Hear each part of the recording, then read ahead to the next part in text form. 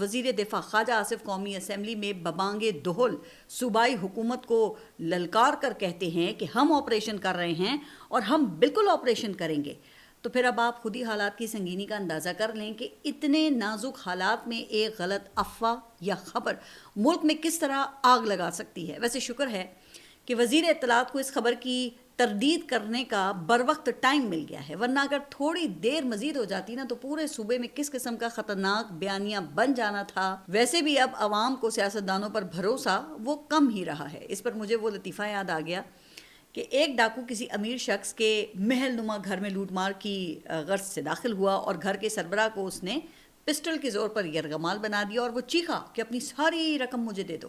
گھر کے سربراہ نے پرسکون لہجے میں کہا، کیا تم مجھے نہیں جانتے کہ میں کون ہوں؟ میں ایک سیاستدان اور پارلیمنٹ کا رکن ہوں۔ ڈاکو نے فوراً جواب دیا، اوئے تم سیاستدان ہو تو پھر اب تم میری رقم مجھے واپس کرو۔ اس وقت ویسے حکومتی وزراء کی ساکھ کا یہی عالم ہے، اسی لیے تو D G I S P R کو خود آ کر پریس کانفرنسز کرنی پڑتی ہیں یا پھر صحافیوں کو بلا کر ان سے ملاقاتیں کرنی پڑتی ہیں تاکہ ریاست مخالف بیانیے کا توڑ کیا جائے۔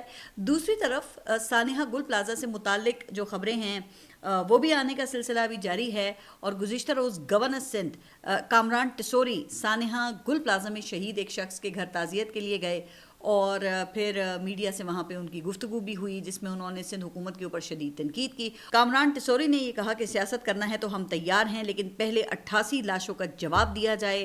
کچھ بولتا ہوں تو ترجمانوں کا بیان آ جاتا ہے، کہا جا رہا ہے کہ سانحہ گل پلازہ پہ بات نہ کی جائے۔ یہ تو پھر نہایت پریشان کن بات ہے کہ سندھ گورنمنٹ اب سانحہ گل پلازہ پہ بات کرنے سے بھی منع کر رہی ہے۔ اب سندھ حکومت کو اس کی تردید کرنی چاہیے فوراً، اور اگر یہ سچ ہے تو سندھ حکومت کو اس بے شرمی اور بے حیائی پر قوم سے معافی مانگنی چاہیے۔